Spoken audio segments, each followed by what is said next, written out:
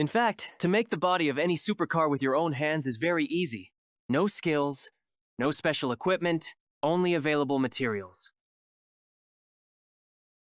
The body of any supercar can be printed on a 3D printer. This is how more and more of our customers do it. For this, you don't even need to leave the house. Any 3D printer will do it. The parts printed on a 3D printer need to be glued together with ordinary superglue. Next, the technology is similar. Need to make fiberglass molds using this 3D printed layout, having previously covered the layout with automotive putty. This is the easiest, cleanest, and fastest way. Automation will do everything for you. All you have to do is print out all the parts and glue them together. Nowadays, 3D printers are available to everyone. Some of our clients give our files to special companies in their city that print on 3D printers to order.